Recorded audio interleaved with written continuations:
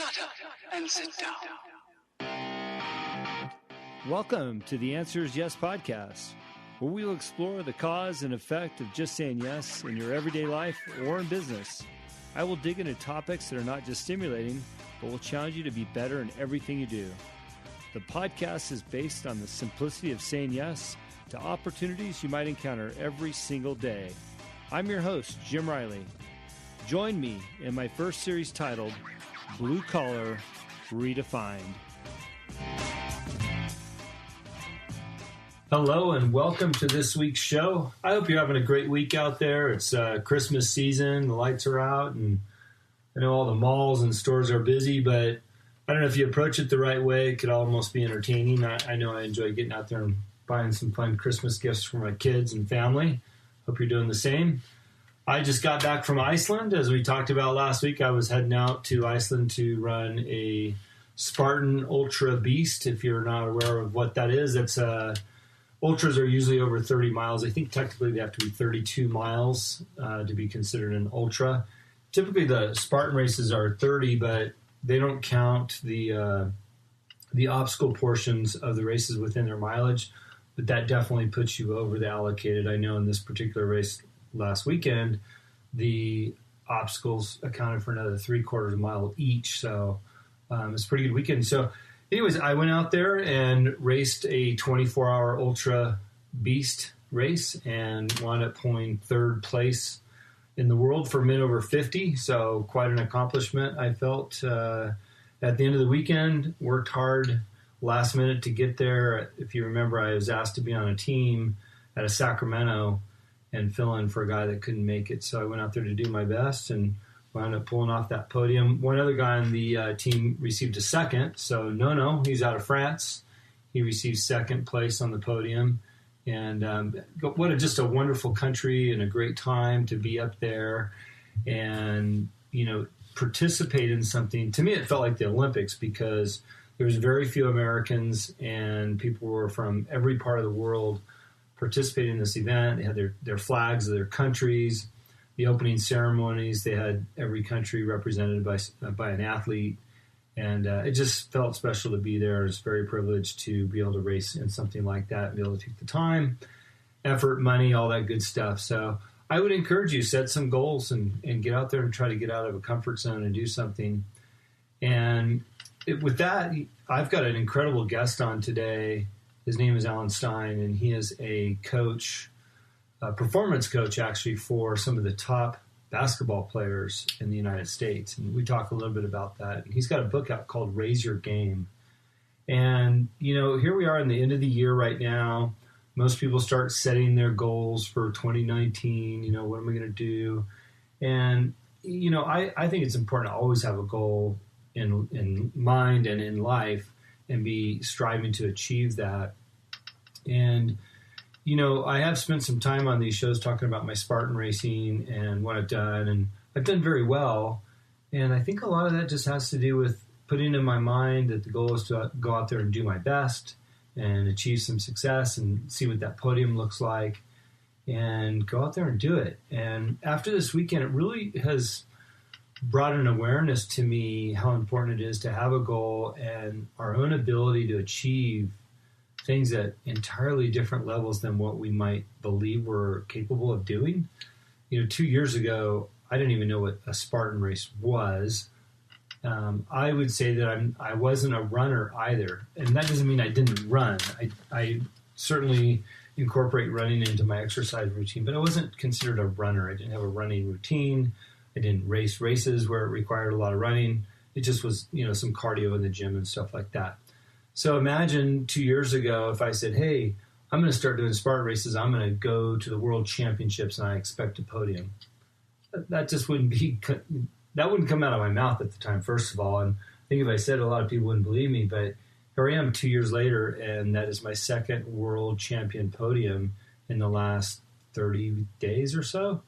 And it just proves to me if you put in an effort and you have your goals in mind and you believe in yourself, you can achieve anything.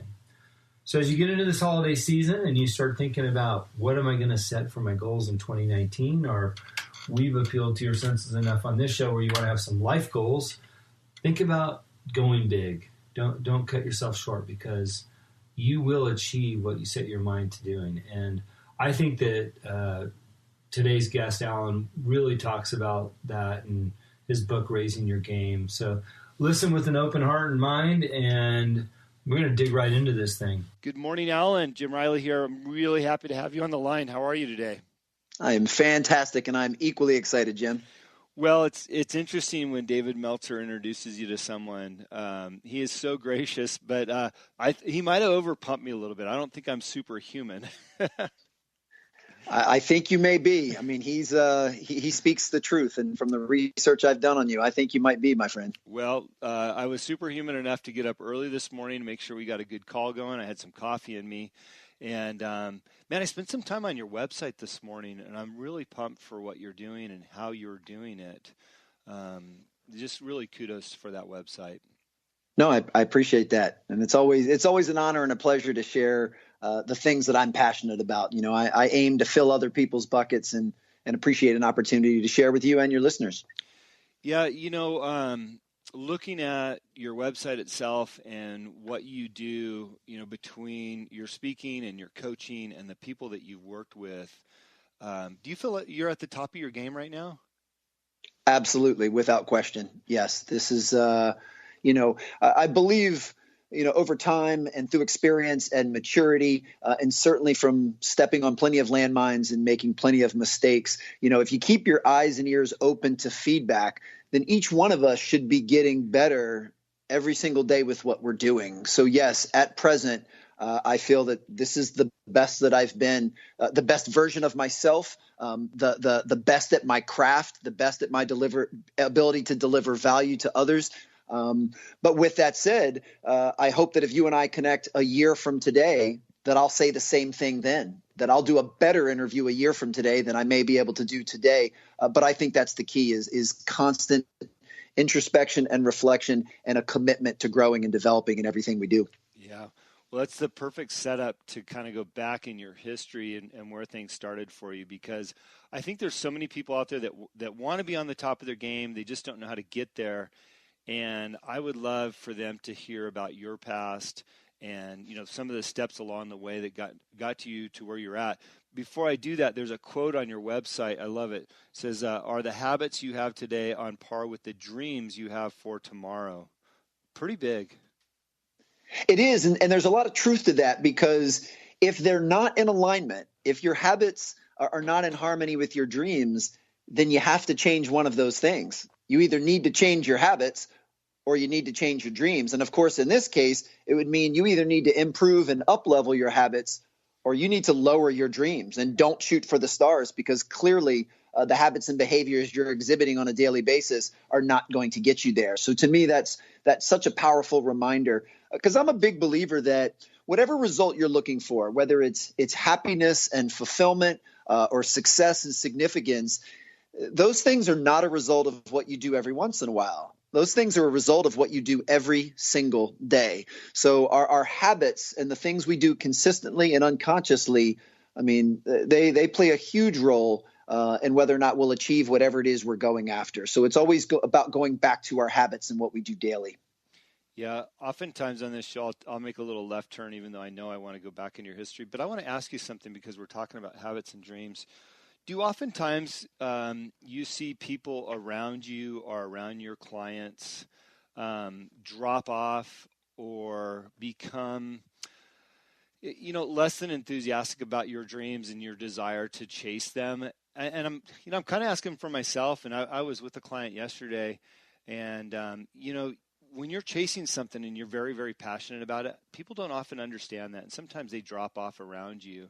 And you come home and you feel like, is it me or is it them? Because all I think I'm doing is chasing my dream and what I think is right. Do you see that happening in your world with the people that you work with?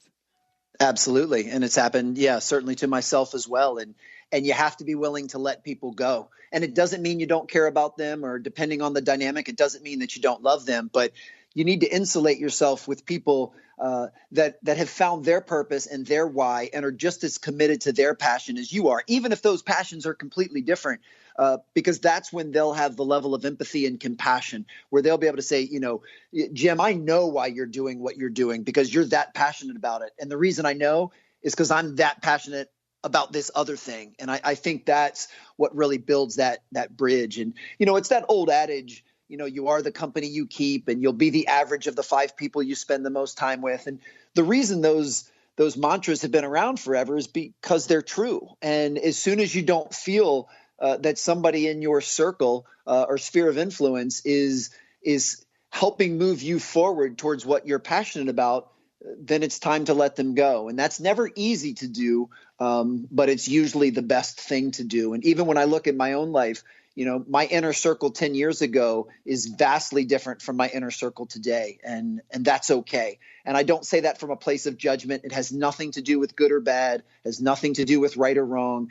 It just simply, I believe there's a lid for every pot. And sometimes, we grow in different directions and people are just no longer a good fit for us. But it can really weigh you down and hold you back if you surround yourself with people that simply don't get or don't appreciate your passion. Why is it, Alan, that when we let those people go, and man, you're hitting it right on the mark, but why is it when we let them go that we feel bad about that, or we feel guilty that we've let somebody go? Because as you mentioned, it doesn't mean you don't like them any more or less. They just aren't in line with what your visions and dreams are. But, I come home sometimes like, wow, I feel really bad. I'm not involving that person anymore. I made a decision to move on for these reasons. But why does it make us feel bad when we know we're chasing the right thing?